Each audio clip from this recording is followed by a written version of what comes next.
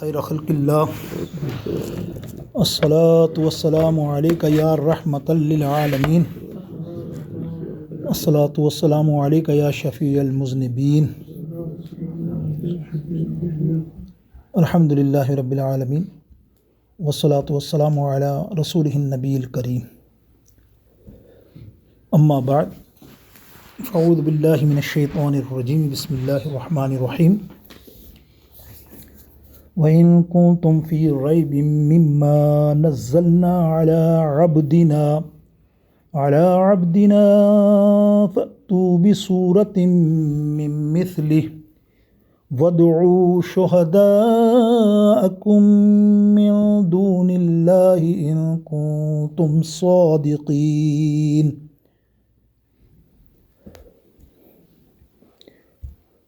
فَإِن لَّمْ تَفْعَلُوا وَلَن تَفْعَلُوا فَاتَّقُوا النَّارَ الَّتِي وَقُودُهَا النَّاسُ وَالْحِجَارَةُ أُعِدَّتْ لِلْكَافِرِينَ۔ صدق اللہ مولانا العظیم۔ الصلاۃ والسلام علیک سیدی یا رسول اللہ۔ انشاءاللہ عز و جل سورہ بقرہ کی شروع کی آیت کریمہ 23 اور 24 انشاءاللہ آج اس کی مفہومی ترجمہ اور کچھ اس کی تشریح قرآن و حدیث کی روشنی میں سماعت فرمائیے۔ آیت کریمہ تلاوت کی رب العالمین جل شانہ سبحانہ تعالی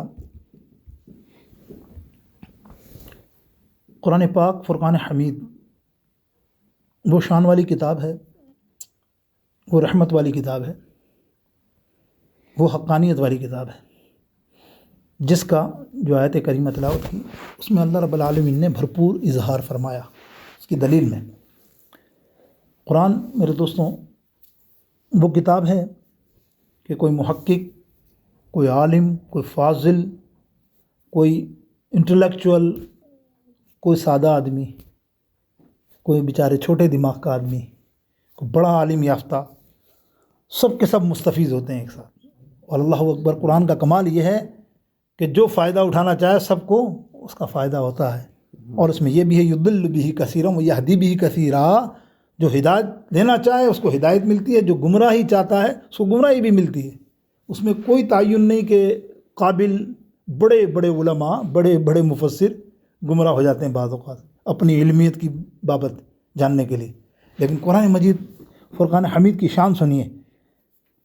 اللہ تعالیٰ ارشاد فرماتا ہے وَإِن كُنتُمْ فِي رَيْبٍ مِّمَّا نَزَّلْنَا عَلَىٰ عَبْدِنَا، اگر تمہیں اس کتاب کے بارے میں کوئی شک ہے، اللہ فرماتا ہے جو ہم نے اپنے خاص بندے، روایتوں میں تفسیر کرنے والوں نے، اعلیٰ حضرت نے تو بڑا زبردست اس پہ کلام کیا، خیر میں تو عام مفسر لکھنے والوں کی بات کرتا ہوں، کہتے ہیں خاص بندے، برگزیدہ بندہ، اللہ کا بہت پیارا عبدنا۔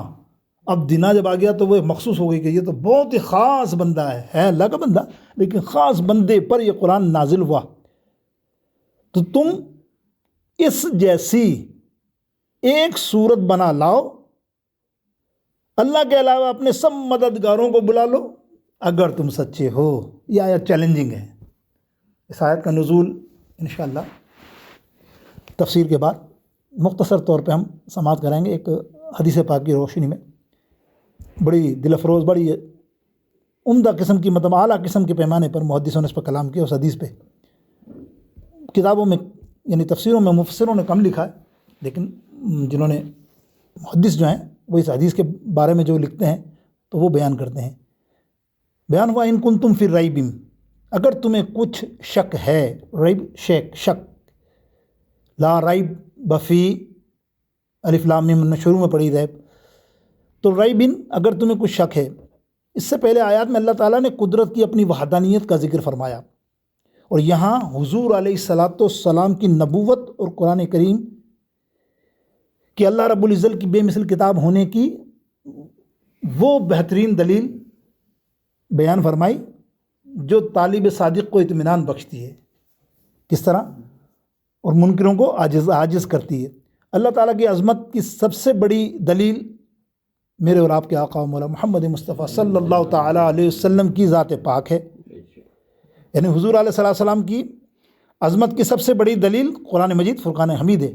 تو لہٰذا اگر اس میں دیکھیں ترتیب سے تو علی عبدنا، اللہ ارشاد فرماتا ہے علی عبدنا.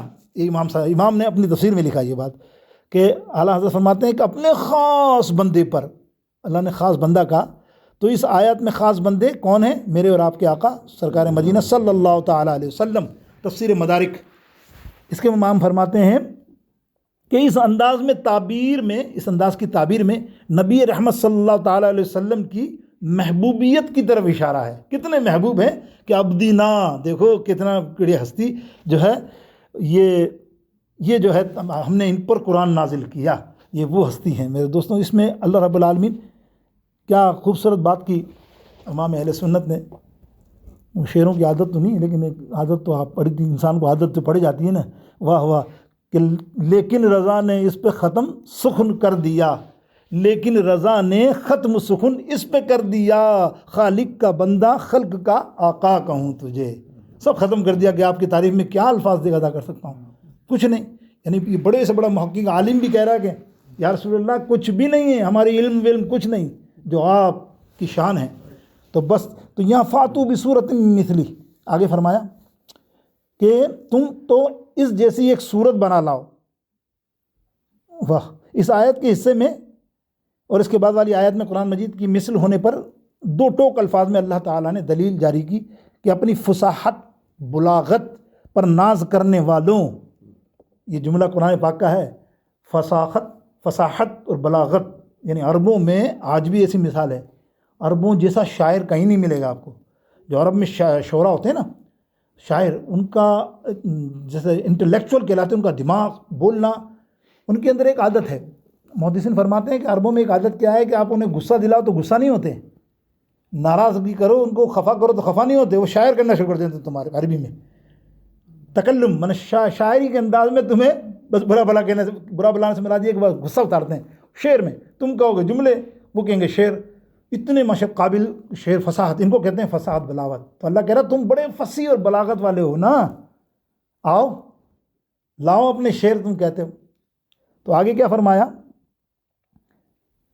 اللہ نے چیلنج کیا اگر تم قرآن کو اللہ تعالیٰ کی کتاب نہیں بلکہ کسی انسان کی تصنیف سمجھتے ہو، یہ واقعہ جو بیان کروں گا تو سمجھ میں آ جائے گی بات آپ کے.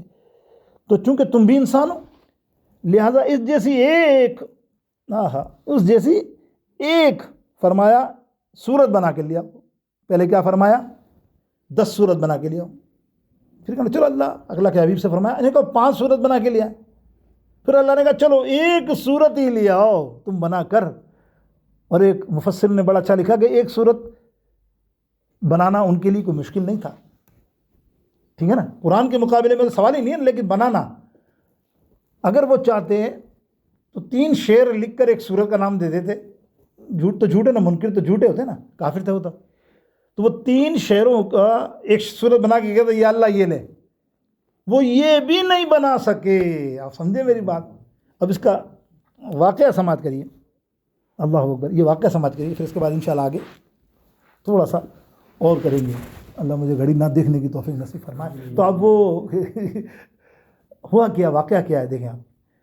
مکے کے کافر جب قرآن نازل ہوتا تھا نا تو کہتے تھے یہ کیا یار، یہ کون سی شاعری ہے، نعوذ باللہ. سرکار پر اعتراض پہ اعتراض، یہ تو کیا. اور واقعی دیکھیں قرآن پاک بالکل شاعرانہ انداز ہے. آپ انداز دیکھیں، کہیں بھی وہ ردم ٹوٹتا نہیں ہے آیات کا.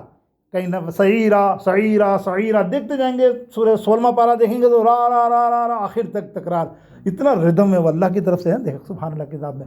تو انہوں نے کہا کہ نبی علیہ السلام پہ اعتراض کیا. تو نبی علیہ السلام کو اللہ تعالیٰ نے ارشاد فرمایا جاؤ نا ان کو کہو نا یار لے آؤ نا، مائی کے لالوں اتنی عقل ہے تو لے آؤ میرے سامنے. سرکار سے کہا جاؤ ان کو. جب سرکار نے چیلنج کیا نا تو انہوں نے پورے عربستان اور دنیا سے اعلان کیا، پیسہ کھینچ کر بڑے بڑے فصیح بلیغ شاعروں کو بلایا، انٹلیکچوئل عقل مند بڑے شاعر پڑھے لکھے، سب کو جمع کیا. کتابوں میں کوئی تعداد آتی ہے لیکن بہتر میں یاد نہیں مجھے تعداد، لیکن 10 سمجھ لیں مثال کے طور پر. یہ کچھ لوگوں کو جمع کر لیا. وہ شاعر بولا ابھی یار چیلنج ہو گیا نا، اب تم چیلنج کا جواب دینا ہے تمہیں، اب چیلنج کا جواب دینا ہے. اور سب نے کہا مسئلہ ہی نہیں، ہم تو اتنے بڑے بڑے شاعر ہیں، ہم تو بلڈ میں ایک جملے لکھ دیتے ہیں. اور وہ دنیا کے شاعر. تو اللہ تعالیٰ نے اپنے حبیب علیہ السلام کو ارشاد فرمایا اے محبوب کچھ نہ کرو، کہاں جاؤ گے تم پوری سورت لے کر، سورہ یوسف یا سورہ مزمل یا سورہ یاسین یا سورہ بقرہ، ایسا کرو قرآن کی سب سے چھوٹی سورت سورہ کوثر لے جاؤ اور یہ لکھ کر اور کعبے کی دیوار پہ دروازے پہ لٹکا دو، پھر ان کو کہو آؤ اس کا جواب دے دو۔ سرکار نے فرمایا رات کو لٹکا دی جائے گی اور تم صبح جواب دینا سارے۔ ابو جہل پارٹی، مسئلہ ہی نہیں ہے بھائی، 2 لائن کی وہ آیت ہے آ رہی ہے ایک مثال، وہ لٹکائی رات کو، لیکن چور کن کے دل میں تھا؟ محدثین فرماتے ہیں وہ شاعروں کے، وہ تو مرے ہیں نا، اگر وہ ثابت نہیں کریں گے اس سے اچھی تو ان کی تو بے عزتی ہوگی، اتنا نام ہے دنیا میں ان کا کیا؟ ابو جہل سمجھ رہے تھے کہ یہ تو بنا دیں گے، ان کی تو یہ کوئی بات ہی نہیں۔ اب انہوں نے کہا یار اب ہم کیا کریں، ہم تو پھنس گئے۔ وہ سمجھتے تھے کہ یہ چیز جو آخری نبی صلی اللہ علیہ وسلم نے ہمیں بتائی ہیں، بہت ساری صورتیں آئے تھے، یہ ہمارے عقل سے ماورا ہے یہ شاعری اور یہ باتیں، یہ کہیں اور کی ہی بات لگتی ہے۔ تو بولے کیا کریں؟ بولے ایسا کرتے ہیں اپنی عزت بچاتے ہیں، سنیے اپنی عزت بچاتے ہیں، یہ لگائیں گے رات کو اور اپن رات کو کسی کو نہیں بتائیں گے، ابو جہل پارٹی کو، اور چپ چاپ جا کر دیکھیں گے ہے کیا صورت ہے کیا، صورت کو دیکھ رہے ہیں، اگر سمجھ گئے تو صبح رک جائیں گے، ورنہ وہیں سے پتلی گلی میں گھر کی طرف لوٹ جائیں گے۔ دیکھیں سبحان اللہ کیا تشریح کی ہے محدثوں نے۔ اب جو سورہ کوثر انہوں نے دیکھی، ان کے ہوش ٹھکانے نہیں آیا، یار یہ 3 آیت، انا اعطیناک کل کوثر فصلی لربک وانحر ان شانئک هو الابتر، تر تر تر، اوئے ہوئے، تو اسی وقت بوریا بستر لیا اور شیر چھوڑ کے بھاگ گئے۔ یہ اللہ رب العالمین جل شانہ فرما رہا ہے کہ تم کیا ہو، تمہاری حقیقت کیا ہے، سبحان اللہ۔ یہ آیا تو مقصد یہ تھا یہاں، یہ ہم سمجھیں کہ صورت بنا کر لاؤ جو فصاحت و بلاغت، حسن ترتیب، غیب کی خبریں دینے اور دیگر امور پر قرآن کی مثل ہو۔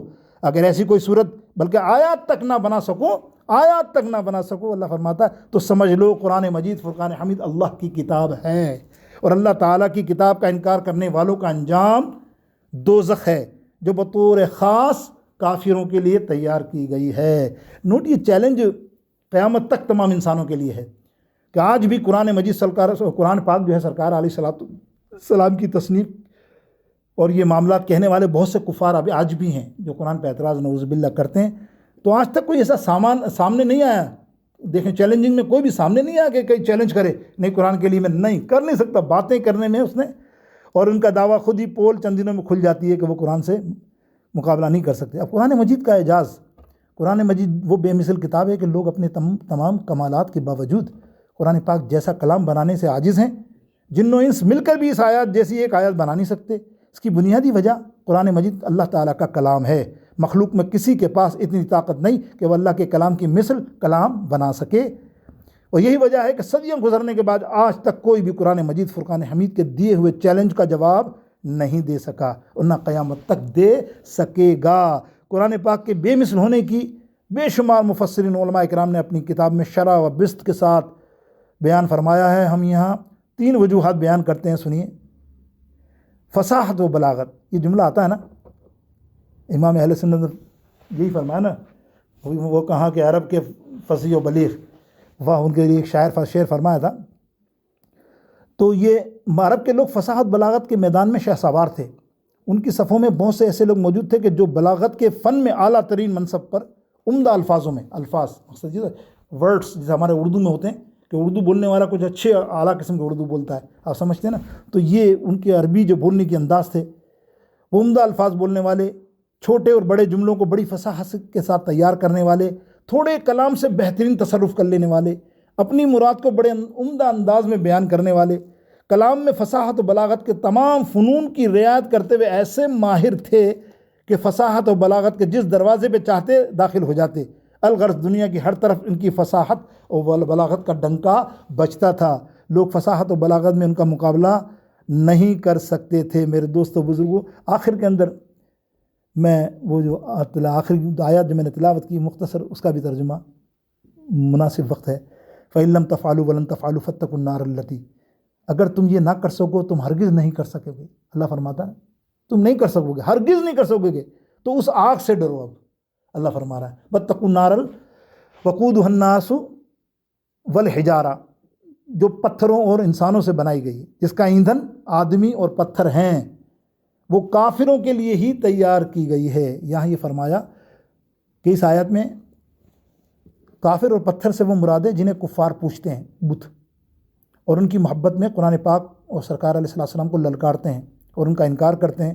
پتھروں کا جہنم میں جانا ان پتھروں کی سزا نہیں ہے، بلکہ ان پجاریوں کی سزا ہے، یعنی پجاریوں کو ان پتھروں کی سزا دی جائے گی جو وہاں پتھروں کو پوچھتے تھے۔ اعدت للکافرین، اور کافروں کے لیے تیار کی گئی ہے۔ اس سے معلوم ہوا کہ دوزخ پیدا ہو چکی ہے، کیونکہ یہاں ماضی کے الفاظ میں نیز کافروں کے لیے فرمانے میں یہ اشارہ ہے کہ مومنین اللہ تعالیٰ کے فضل و کرم سے جہنم میں ہمیشہ داخلی سے محفوظ رہیں گے، یعنی مومن ہمیشہ نہیں رہے گا، جتنی سزا اتنی کاٹ کے نکلا کریں گے۔ جو جہنم بنائی گئی ہے اونلی فار کافروں کے لیے، کافروں کے لیے جگہ بنائی گئی۔ اللہ تعالیٰ مجھے اور آپ سب کو اپنے حبیب کے صدقے آج کے درس میں سیکھنا نصیب فرمائے، اور تمام جتنے حاضرین ہیں یا اللہ ان سب کی دعاؤں کو اللہ قبول فرمائے، سب کی حاجات کو پوری فرمائے، سب کی مشکلوں میں آسانی فرمائے۔ وصلی اللہ تعالیٰ علی خیر خلقی وآلہ واصحابہ اجمعین برحمتک یا ارحم الراحمین۔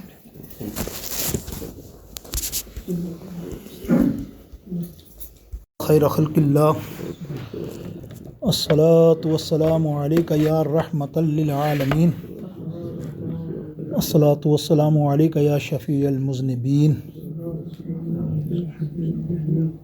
الحمد للہ رب العالمین، والصلاۃ والسلام علی رسولہ النبی۔